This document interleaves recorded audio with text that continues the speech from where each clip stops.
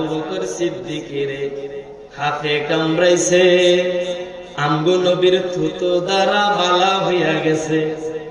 নবী থুতু মুবারকের মাঝে এমন বরকত, যেই জায়গায় লাগছে ওইটাই বরকত হয়ে গেছে। সুবহানাল্লাহ পড়ে। আবু বকরকে যখন কামড় দিলেন, আবু বকর চিন্তা করলেন সাপ আমাকে কামড় দিয়েছে, এই দিক দিয়ে আল্লাহর নবী আমার পুরো মুবারকের মাঝে, এখন আমি কি পা সরায় ফেলবো নাকি নবীকে আমি জাগ্রত করবো, খুঁজে পাচ্ছি না। আবু বকরের চেহারা নীল হয়ে গেছে, সাপের বিষাক্তে নীল হয়ে গেছে। আবু বকরের চোখের মাঝে পানি টলটল করে, সাপের এত বিষ, এত বেদনা। আবু বকর চোখটা বন্ধ করলেন, বন্ধ করার সাথে সাথে আবু বকরের চোখ মুবারক থেকে পানি নবীর গাল মুবারকে পড়ছে। আল্লাহর নবী সজাগ হয়ে গেছে। সজাগ হয়ে দেখলো আবু বকর আর চেহারার মাঝে নীল হয়ে গেছে। আবু বকর কারণ কি, তুমি কাঁদো কেন, বাড়ির কথা মনে পড়ছে? না বুঝা কি ঘটনা কি?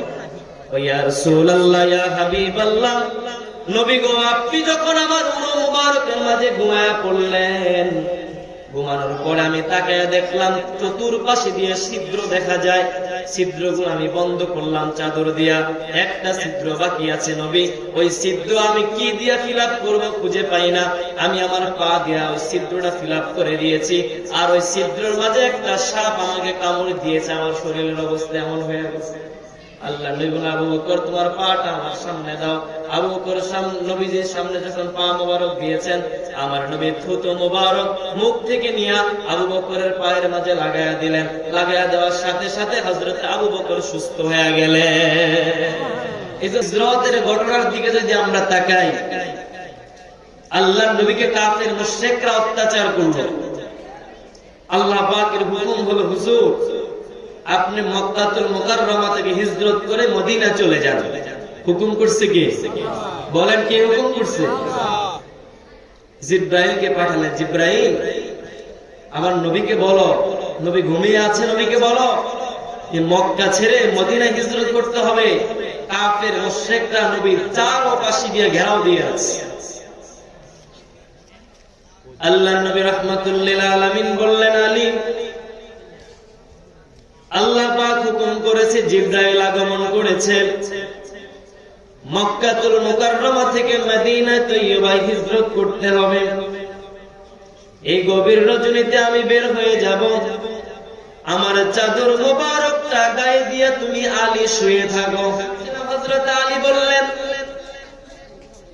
ইয়া রাসূলুল্লাহ আমি যদি আপনার চাদর মোবারক গায়ে দিয়ে ঘুমিয়ে পড়ি নবী,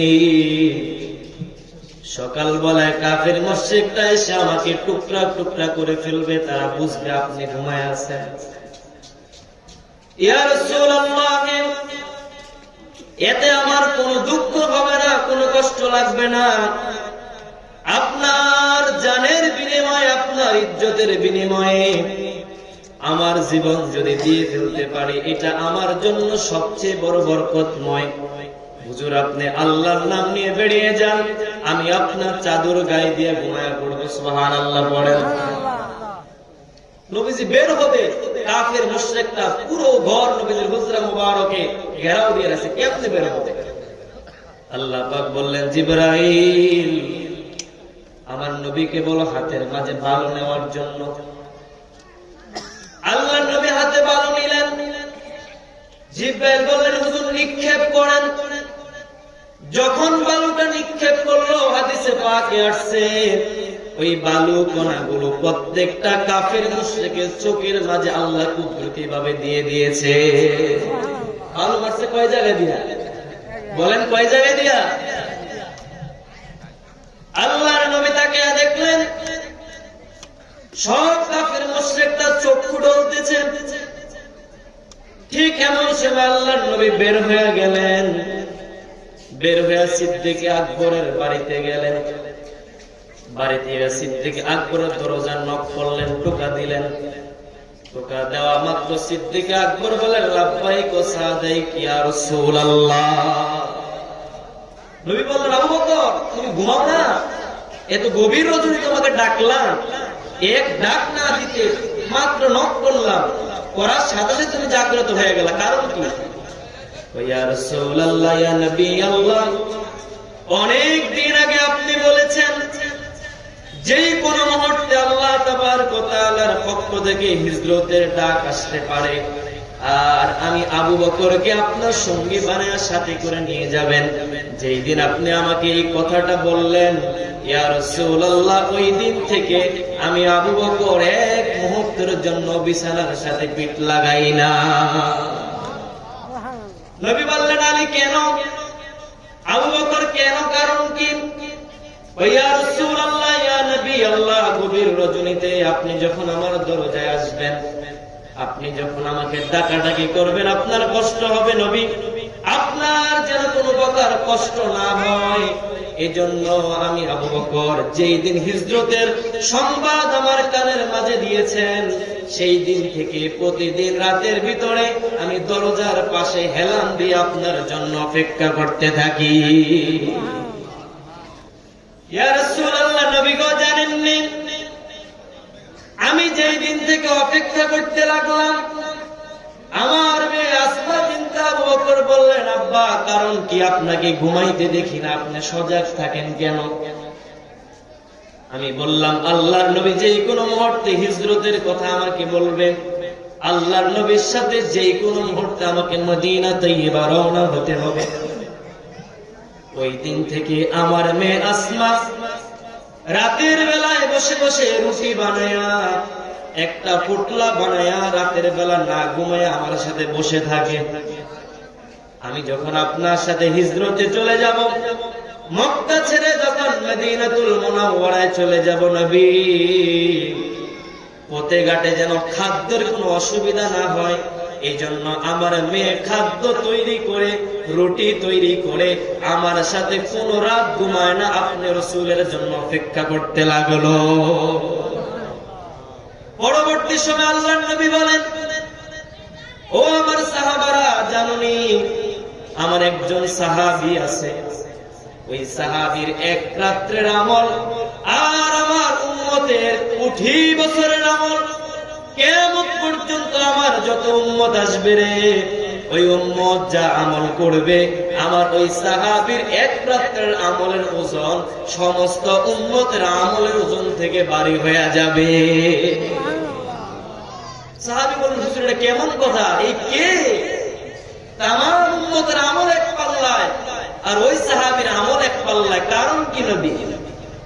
আল্লাহর নবী বললেন, সাহাবীরা জেনে রাখো, আমি যখন হিজরত করার জন্য মক্কাতুল মুকাররমা থেকে মদিনায় তৈয়বায় গেলাম, আমি আবু বকরকে অনেক আগে বলে রাখলাম, আবু বকর আমি হিজরতে যাব। ওই দিন থেকে আবু বকর রাতে দাঁড়ায় আছে। আমি যখন হিজরতের রাত্রিতে আবু বকরকে ডাক দিলাম, ডাক দেওয়ার সাথে সাথে আমার খেদমতে আবু বকর দরজা খুইলা দিছে। ওই রাত্রের আমল আল্লাহর দরবারে এত পছন্দ হয়েছে, ওই আবু বকরের এক রাত্রের আমল আমার উম্মতের সারা দুনিয়ার যত উম্মত আসবে সব উম্মতের আমল যদি এক পাল্লায় রাখা হয়, আর আবু বকরের আমল যদি এক পাল্লায় রাখা হয়, আবু বকরের আমলের ওজনটা অনেক গুণে ভারী হয়ে যাবে। নবীর মহাব্বতটা কেমন?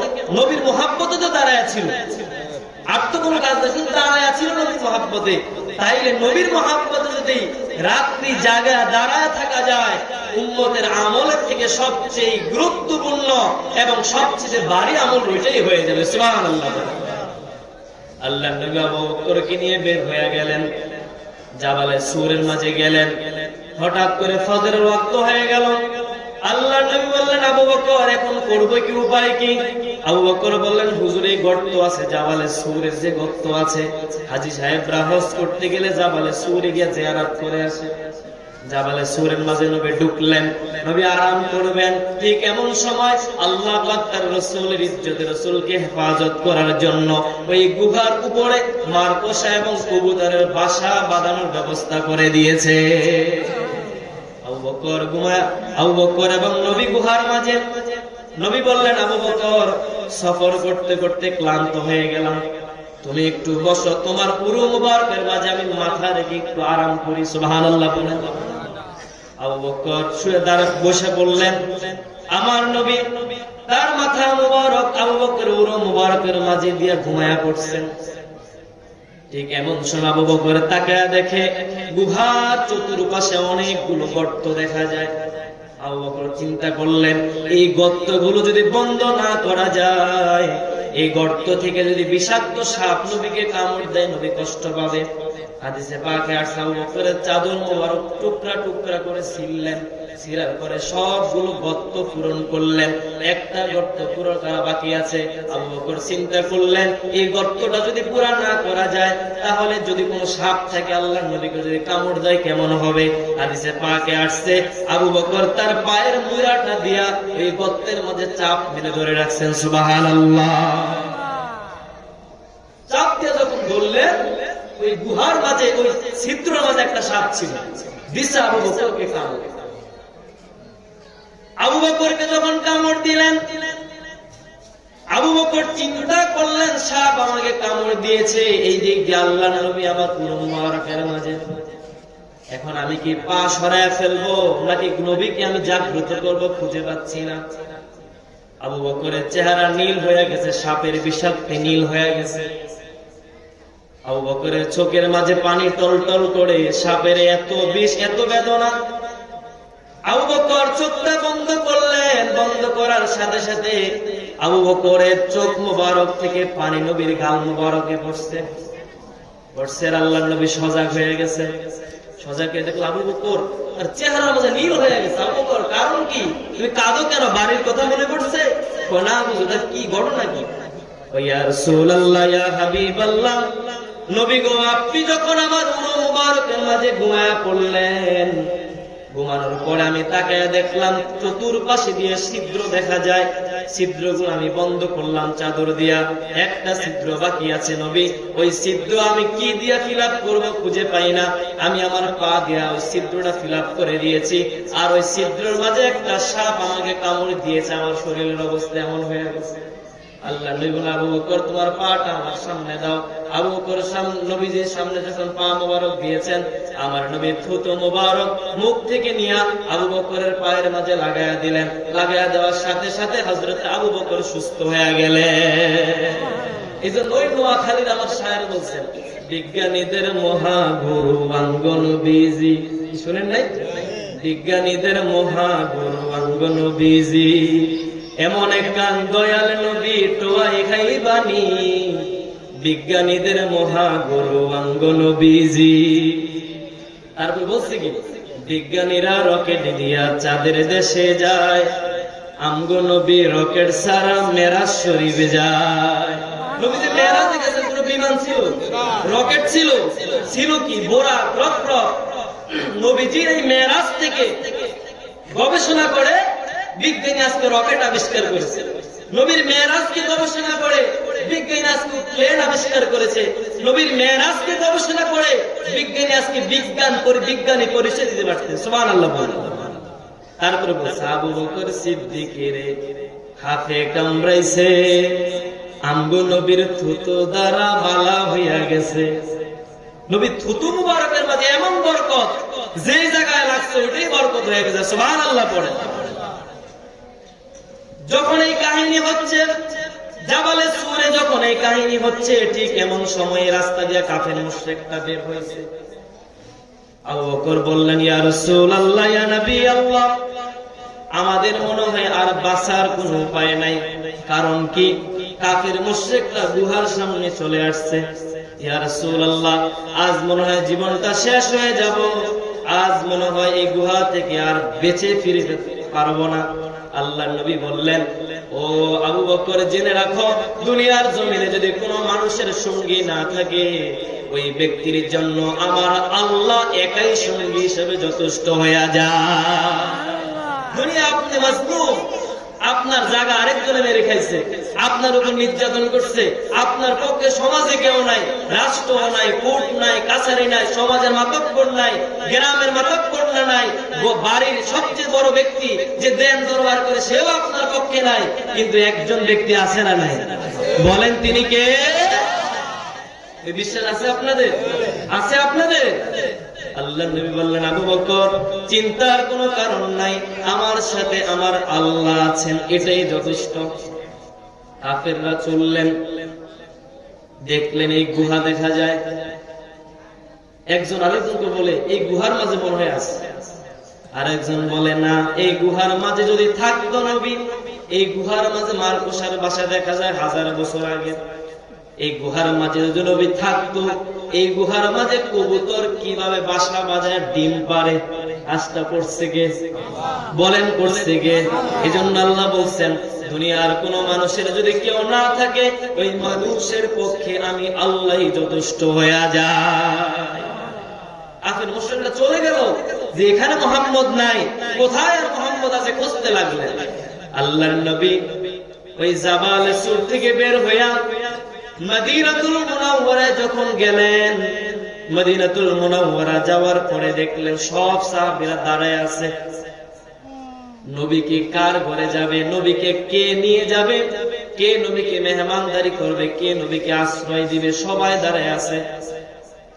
সব সাহাবী চিন্তা করে আমার ঘরে আসবে, আরেকজন চিন্তা করে আমার ঘরে আসবে, আরেকজন চিন্তা করে আমার ঘরে আসবে। নবী কার ঘরে যাবে, নবীকে টানাটানি করতে, হুজুর আমার ঘরে আসেন। আরেক সাহাবী বলে হুজুর আমার ঘরে আসেন, আরেক সাহাবী বলে হুজুর আমার ঘরে আসেন। এখন নবী কার মন রক্ষা করবে? আমার নবী বললেন, ও আমার সাহাবীরা, আমি যে ওটের উপরে আছি, এই ওটের রশিটা আমি ছেড়ে দিব, আর এই ওটের রশিটা যার হুজরার সামনে গিয়ে দাঁড়াবে, আমি রাসূলুল্লাহ ওই ঘরের মধ্যে তাশরীফ আনবো। আল্লাহর নবী ওটের রশিটা ছেড়ে দিলেন। বিভিন্ন সাহাবায়ে কেরামের ঘরের সামনে উট দৌড়াদৌড়ি করলেন, কারো ঘরের সামনে উট দাঁড়ায় না। কিছুক্ষণ পরে গিয়া সালাউদ্দিন আবু আইয়ুব আনসারী রাদিয়াল্লাহু তাআলা আনহু, নবীর সাহাবী, এই আবু আইয়ুব আনসারী রাদিয়াল্লাহু তাআলা আনহুর হুজরা মুবারকের মাঝে সামনে যায়া উট দাঁড়ায় গেলেন, এখানে নবী থাকবে। সুবহানাল্লাহ বলেন। আবু আইয়ুব আনসারী ঘর হুজরাতে নাই, অনেক দূরে। শুনে খবর পাইছে যে আল্লাহর নবী আবু আইয়ুব আনসারী ঘরের সামনে দাঁড়ায় আছে। সুবহানাল্লাহ বলেন। আবু আইয়ুব আনসারী দৌড়ে আসলেন, দৌড়ে আয়েশা নবীকে সালাম দিলেন, হুজুর আপনি কি আমার ঘরে তাশরীফ আনবেন? বলে হ্যাঁ। আল্লাহর নবীকে আবু আইয়ুব আনসারী নিলেন, খেদমত করলেন।